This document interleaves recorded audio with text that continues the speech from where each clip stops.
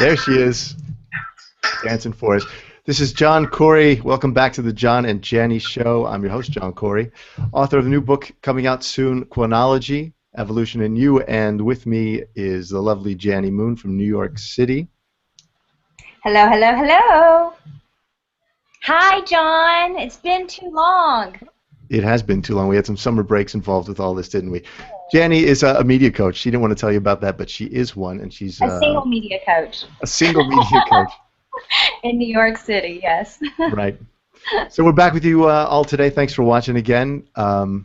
Today we got a guest. The show is all about doing cool things, and we got cool people on the show.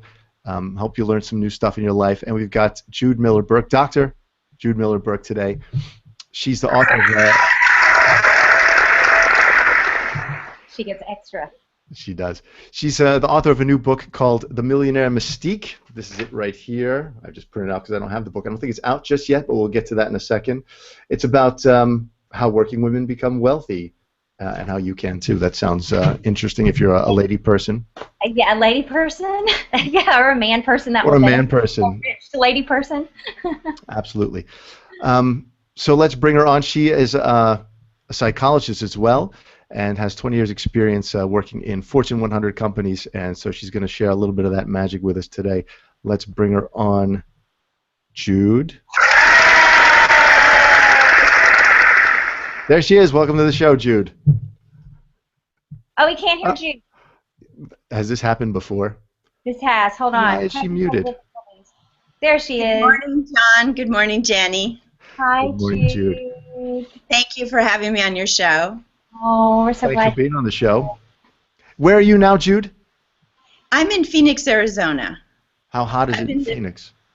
Oh, it's been awful. It's been about 100 degrees. We've had monsoons, lots of storms. But the summer is almost over, and last winter was absolutely beautiful. Could not have been prettier all winter. I'm sorry to tell you that.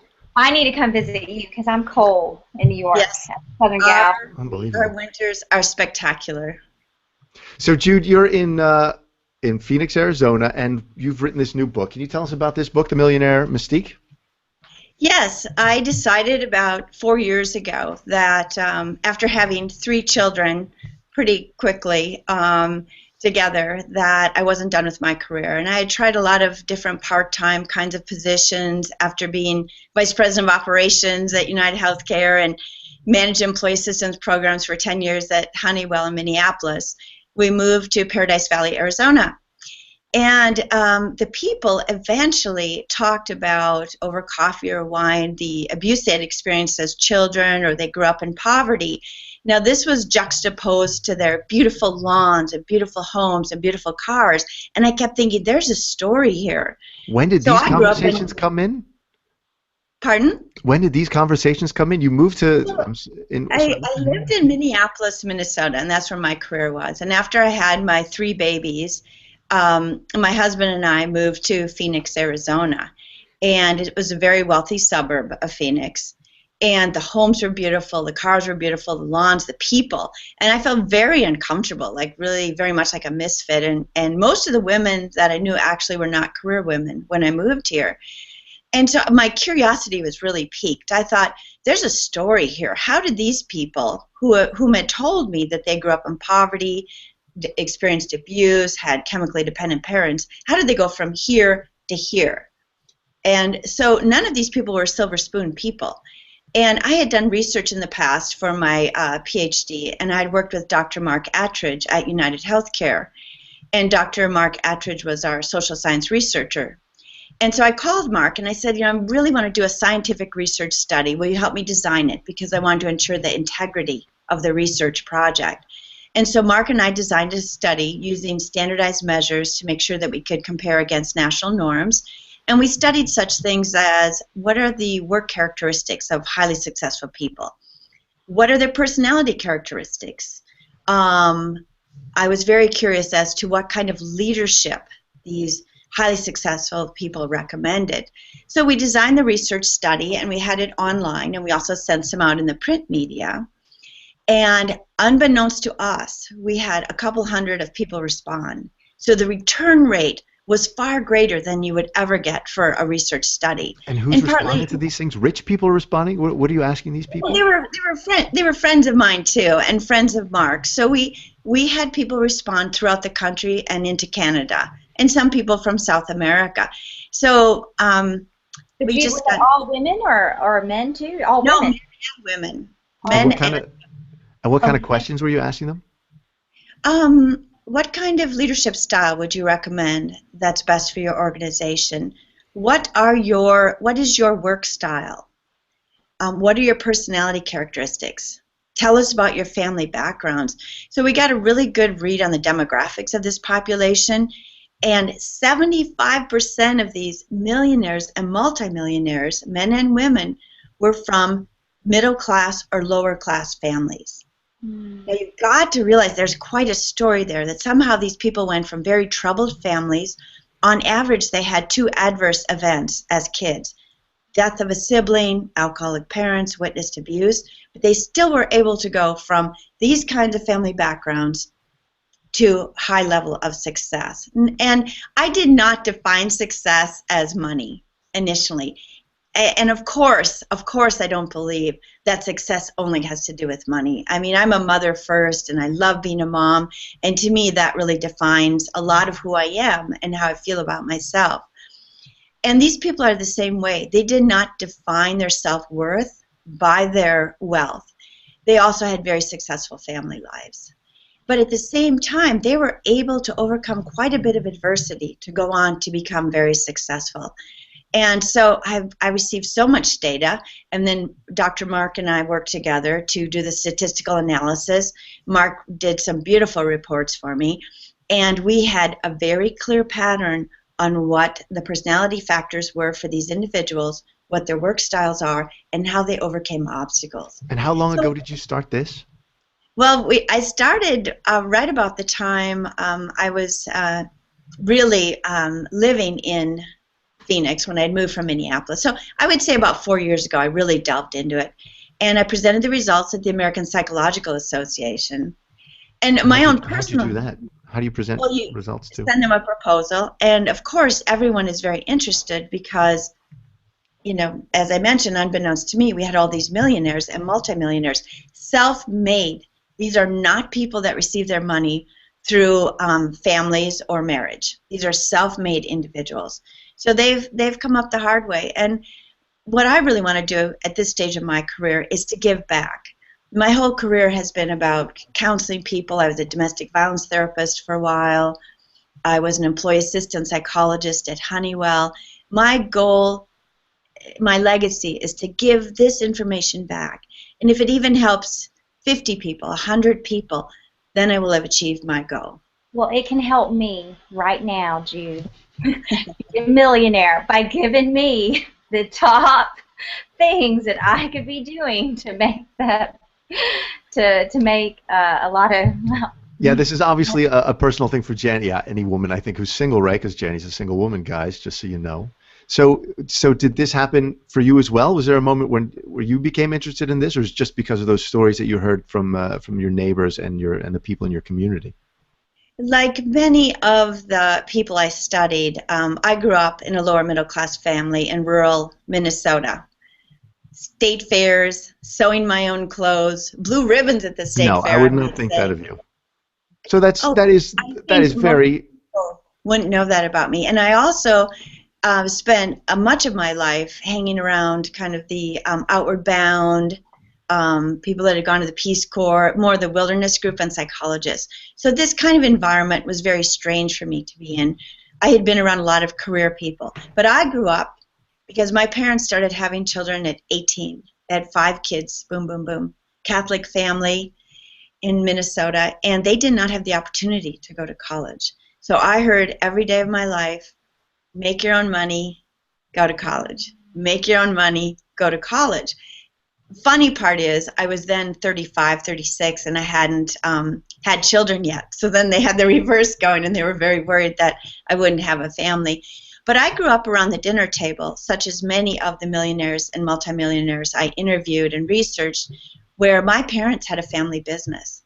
So I look at all these millionaires and multimillionaires as big kids because that's all they are. They're just big kids playing with their toys, their cars, their snowmobiles, their boats, or whatever.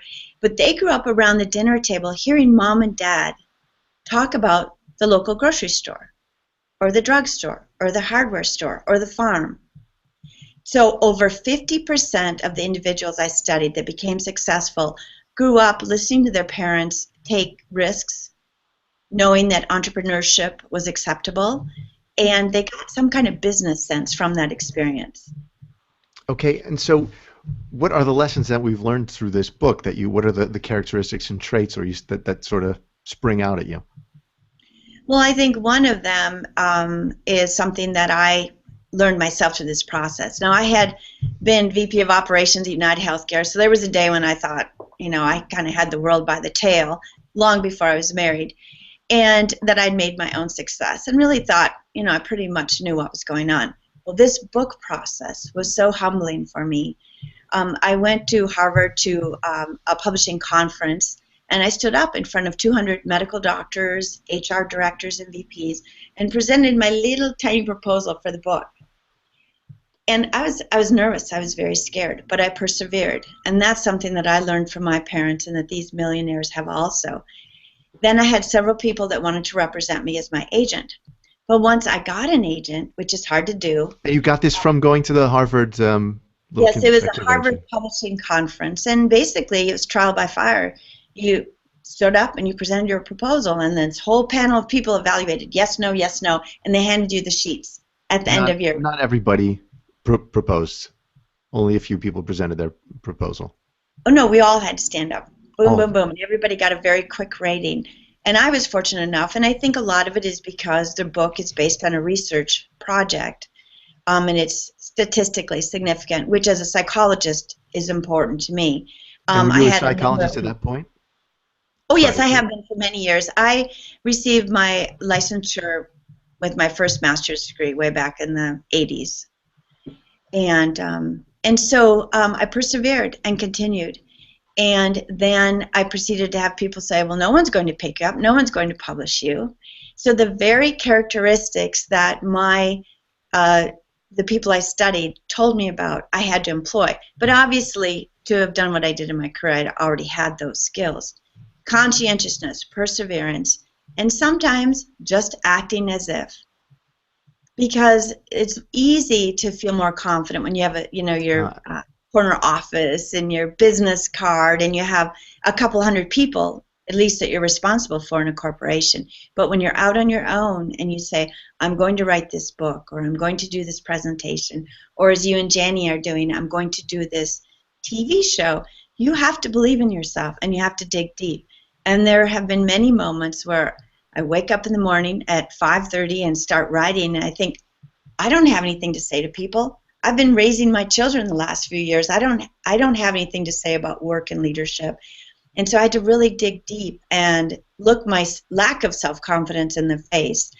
And slowly, over the 3 years, I had one success after another.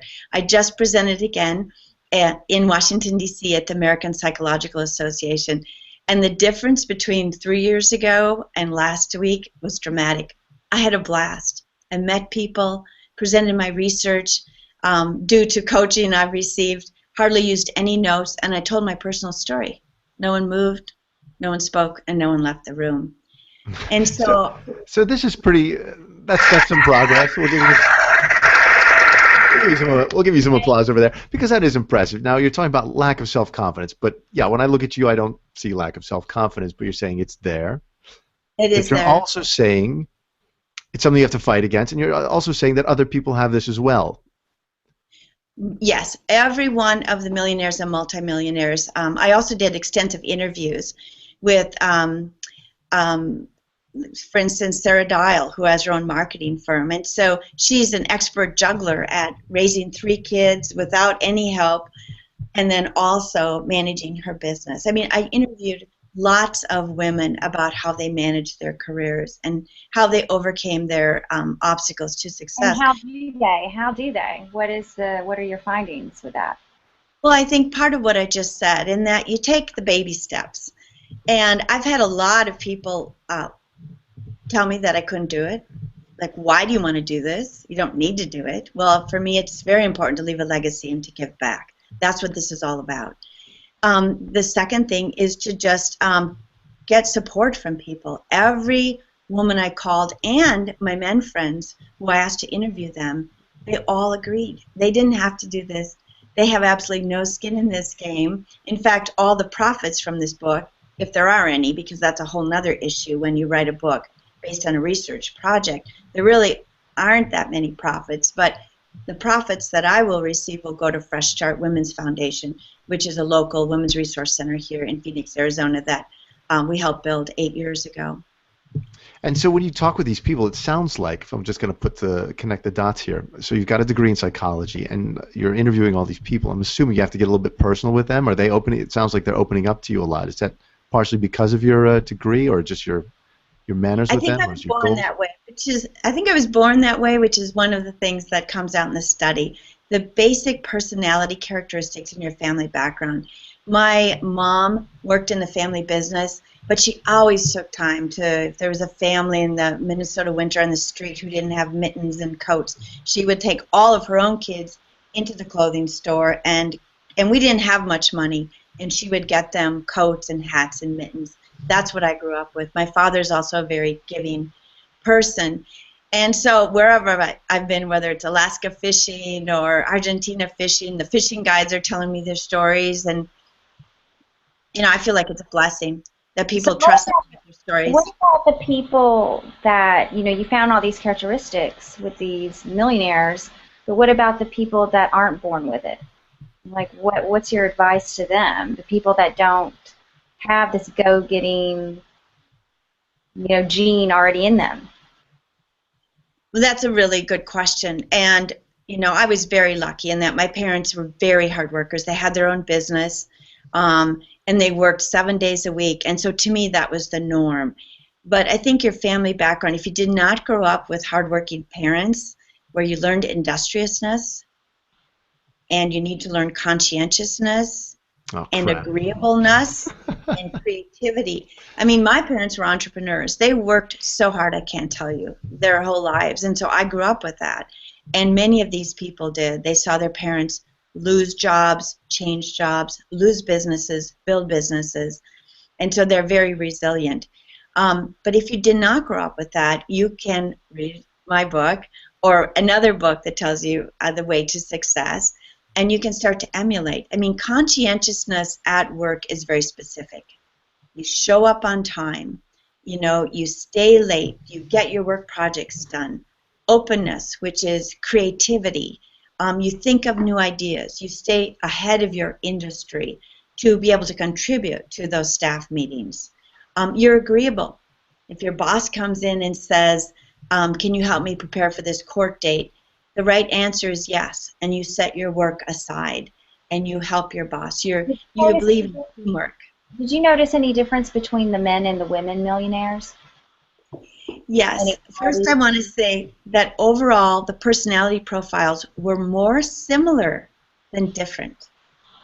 And that's against all the past social science research, that really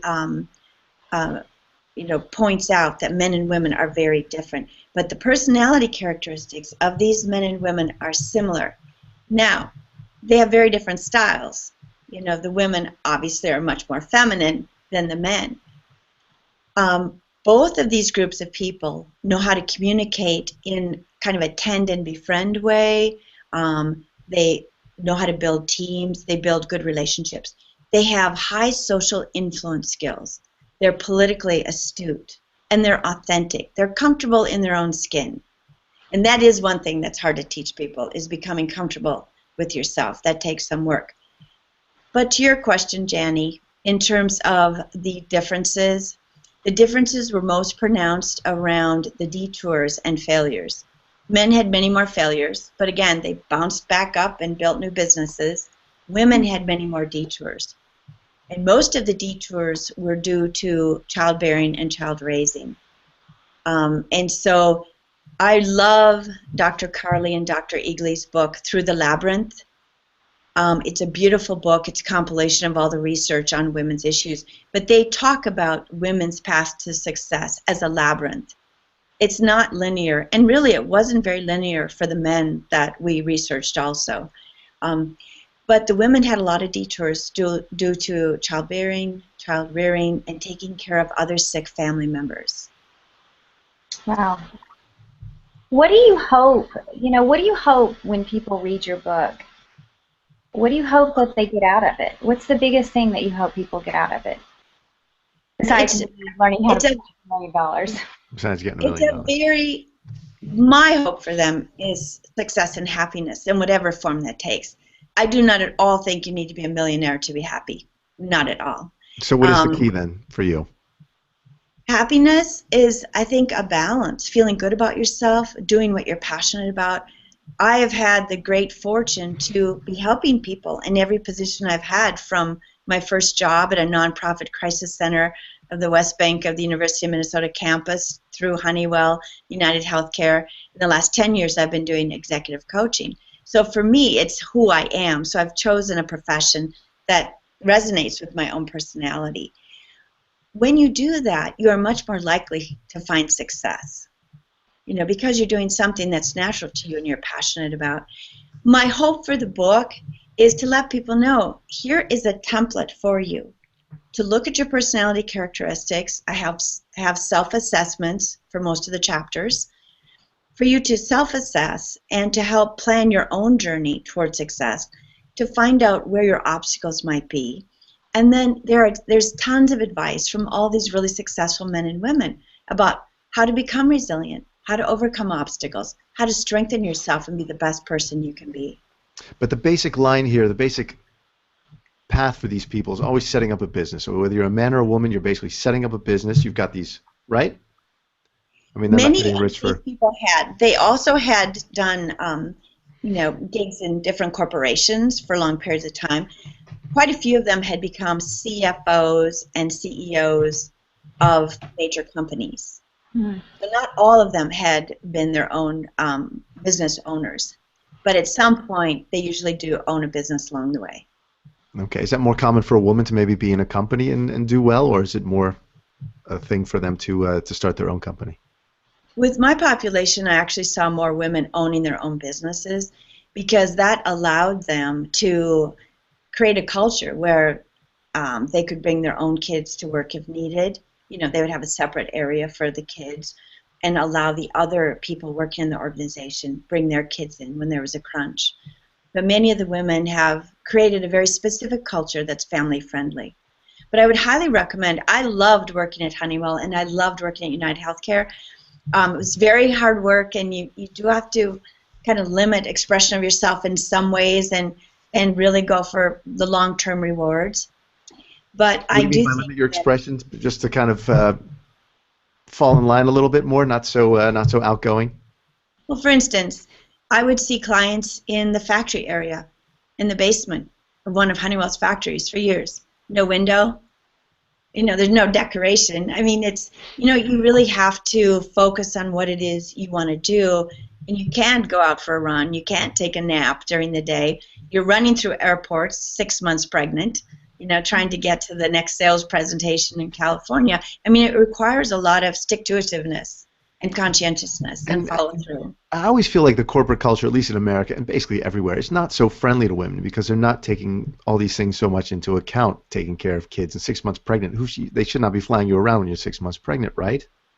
But maybe businesses are much more the answer these days for women. They're changing, I think, right? Businesses have changed a lot. And when you're looking at, if you have company A that wants to hire you and company B, really take a look at how family friendly the policies are. And many men today want to be very involved dads.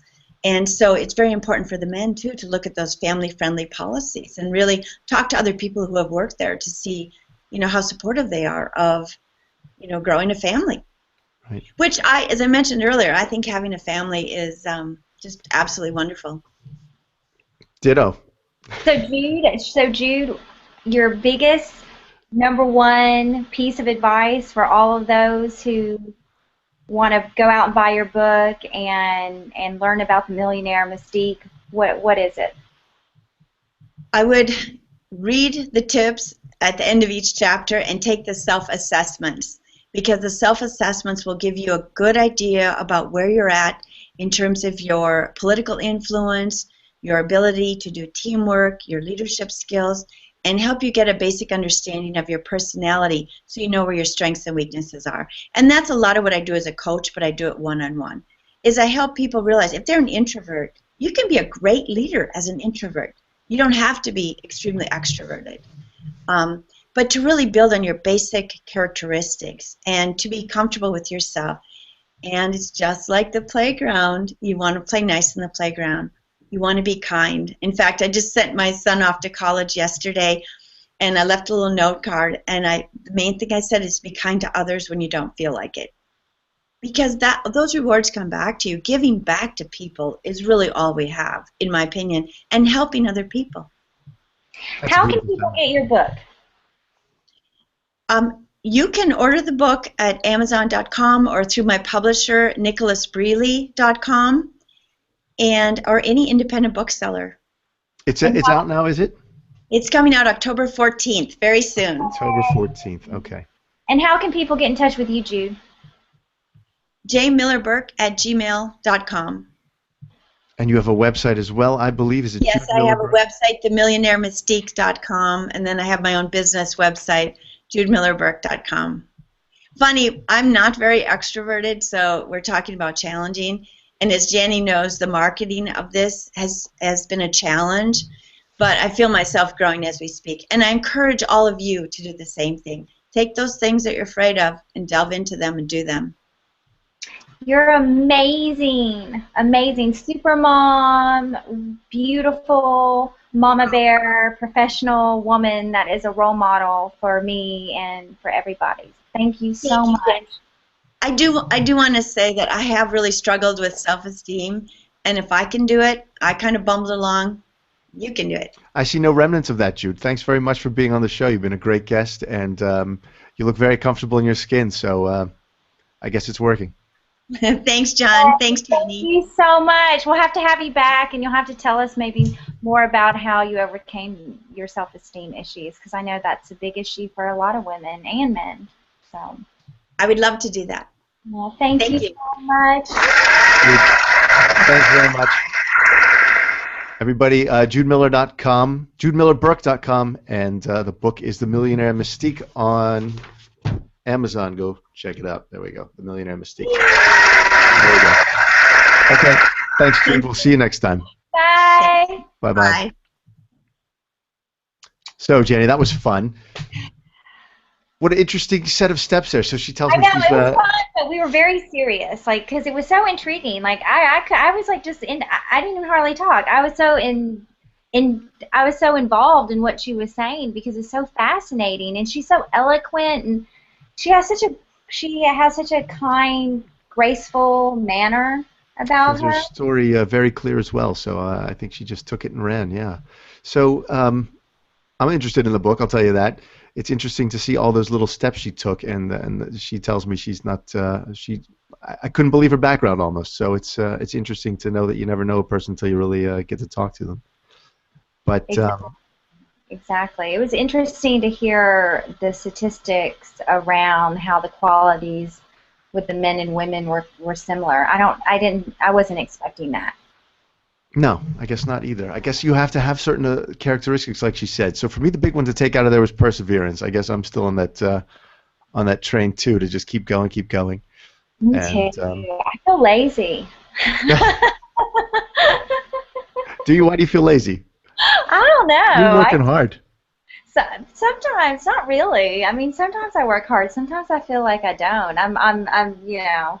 Sometimes I feel like I'm cruising, but the perseverance and baby steps, I like the baby steps because I think that you got to celebrate the little successes. I think that's really important.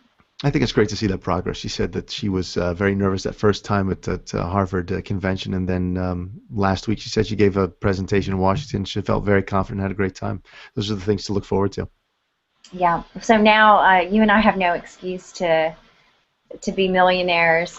I'm taking it step by step. I just got off the phone with the editor today for the book, and so I've got to do some revisions. You're good. for my book, yeah, believe it or not. And so baby steps, getting there. Baby steps. We'll have to do a show about you talking about your book, Chronology. Oh, God, you don't even know. I just got on the phone with this one guy. This marketing company wants like 20 grand to do stuff. It's just like, oh, my God. Well, we'll have to have you. We'll see if we can split that up into 20 steps. About the writing process, because I know that's a whole thing in and of itself. Sure. But it sounded like she had that all very clear. She went through a lot of research and partnered up with a psychologist to do to kind of really lay it all out and make it very quantitative and empirical. I mean, it's important. Like it's not coming out of thin air. It's based on data that she collected. So going through, like she said, looking at the tips and doing the questionnaire so that you can be self-aware and know what kind of personality type you are, so that you can see where your strengths are and where your areas are that you need to work on. So October 15th, I'm going to buy you the book, Jani. Yeah, buy me the book. I will. I'll buy you the book, the digital version, right? I hope it's out on Kindle. Awesome. All right, Jani. Wonderful. All right. Thanks so much. You're gonna set the music? Until next time. Until next time. We hope to see y'all. We'll see y'all soon. I'm looking into the camera now. There we go. All right. There we are. Bye. Bye. Jani's dancing.